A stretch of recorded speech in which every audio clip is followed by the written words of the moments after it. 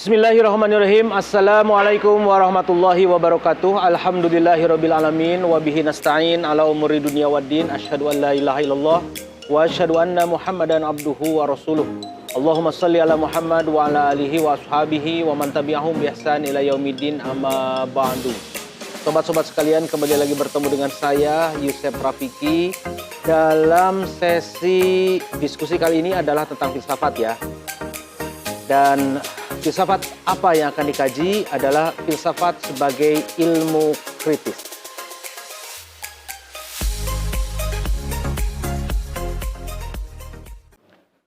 Filsafat bagi sebagian orang, kata tersebut adalah kata yang mengandung unsur berat. Unsur harus menguras seluruh pikiran. Bahkan dalam kadar tertentu disebut sebagai sesuatu yang cenderung mengarahkan pengkajinya pada kesesatan. Filsafat terdiri dari dua kata. Yang pertama adalah philon dan sophos, dan itu dari kata Yunani, atau philon dan sophia. Philon adalah cinta dalam bahasa Yunani, dan sophos atau sophia adalah kebijaksanaan. Dalam bahasa Arab bisa disepadankan dengan al-hakim atau hikmah. Jadi sesungguhnya filsafat adalah cinta akan kebijaksanaan-kebijaksanaan. Cinta akan hikmah-hikmah.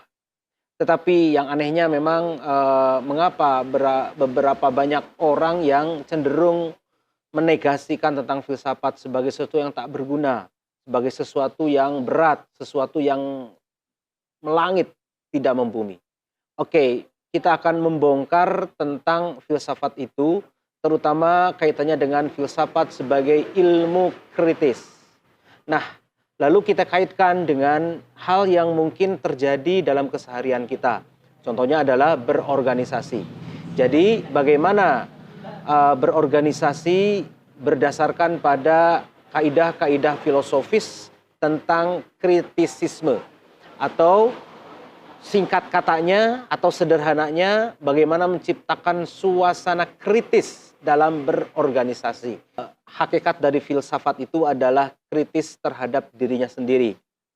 Dan filsafat mengapa harus kritis terhadap dirinya sendiri? Karena memang tugas filsafat adalah mencari dari jawaban-jawaban. Tetapi jawaban-jawaban itu tidak pernah abadi. Artinya, kita bertanya, kemudian menemukan jawaban, dan dari jawaban itu akan menimbulkan pertanyaan berikutnya. Dan terus seperti itu. Karena itu, menurut Frans Magnisuseno, filsafat tak pernah selesai. Dan tidak pernah sampai pada akhir sebuah masalah.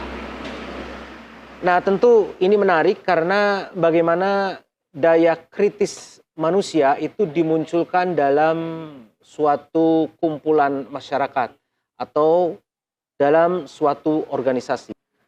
Dengan demikian, menurut Frans Magnisuseno bahwa filsafat adalah seni kritik. Bukan seakan-akan ia membatasi diri pada sesuatu yang destruksi, sesuatu yang destruktif, atau seakan-akan takut untuk membawa pandangan positifnya sendiri. Melainkan kritis, dalam arti bahwa filsafat tidak pernah puas diri. Tidak pernah membiarkan sesuatu sebagai sudah selesai begitu saja. Filsafat tidak pernah memotong perbincangan. Nah, begitu ya. Dia selalu bersedia, bahkan senang untuk membuka kembali perdebatan-perdebatan yang menggairahkan. Selalu dan secara hakiki, filsafat itu bersifat dialektis. Ya, dalam arti bahwa setiap kebenaran menjadi lebih benar dengan setiap putaran antara tesis antitesis. Kemudian akan muncul sintesis. Nah, seperti ini. Dari sintesis tersebut muncul lagi tesis, antitesis, dan seterusnya.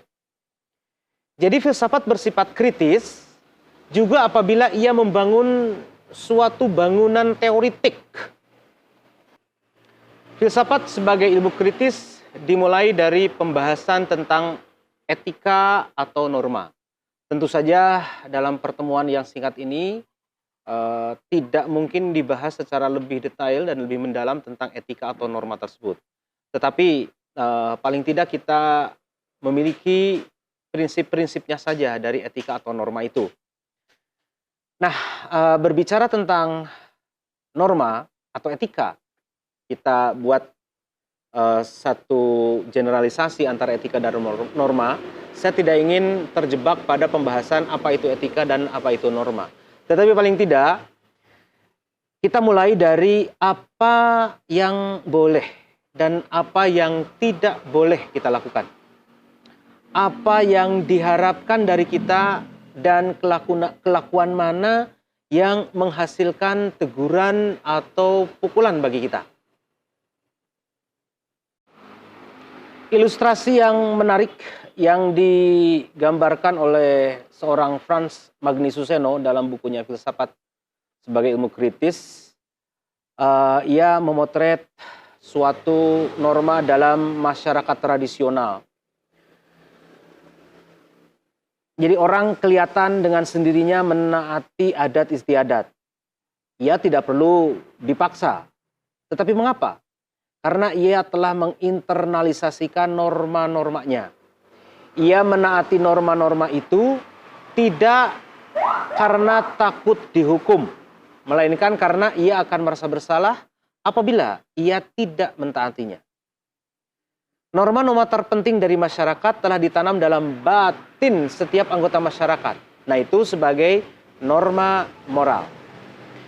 Bahwa internalisasi norma-norma masyarakat itu perlu demi hidup bersama dalam masyarakat.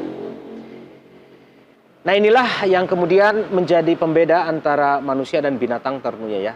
Karena manusia mempunyai norma-norma moral tersendiri dibandingkan dengan binatang yang bersifat instinktif.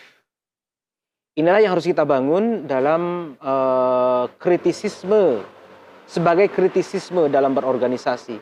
Bagaimana norma-norma itu ditaati secara lebih mumpuni, bukan karena ia takut dihukum, tetapi karena ia merasa bersalah. Kalau seandainya kita mengingkari dari norma-norma dalam berorganisasi itu. Dalam Frans Magnisuseno disebutkan bahwa ajaran moral itu mengajarkan bagaimana orang harus hidup. Ajaran moral adalah rumusan sistematik terhadap anggapan-anggapan tentang apa yang bernilai serta kewajiban-kewajiban manusianya. Sedangkan etika merupakan ilmu tentang norma-norma, nilai-nilai, dan ajaran-ajaran moral itu. Oke, sobat-sobat sekalian, sekarang kita berbicara tentang organisasinya. Apa itu yang dimaksud dengan organisasi? Pengertian organisasi adalah sebuah wadah atau tempat berkumpulnya sekelompok orang untuk bekerja sama secara rasional dan sistematis, terkendali, dan terpimpin untuk mencapai suatu tujuan tertentu dengan memanfaatkan sumber daya yang ada. Nah, pada umumnya organisasi akan memanfaatkan berbagai sumber daya tertentu dalam rangka untuk mencapai tujuan. Contohnya misalkan akan memanfaatkan uang, akan memanfaatkan mesin, akan memanfaatkan metode atau cara, lingkungan, sumber daya manusia, dan seterusnya, dan seterusnya. Salah satu pengertian organisasi yang paling populer adalah seperti yang diungkapkan oleh Stunner. Stunner menyatakan bahwa organisasi adalah sebuah pola hubungan atau sebuah pola hubungan-hubungan melalui mana orang-orang di bawah pengarahan atasan untuk mencapai tujuan bersama. Ini yang paling banyak diungkap tentang pengertian organisasi. Salah satu ciri organisasi yang umumnya orang-orang pahami adalah yang pertama, terdiri dari sekelompok orang. Jadi kalau hanya satu orang bukanlah organisasi. Kemudian yang kedua, memiliki tujuan.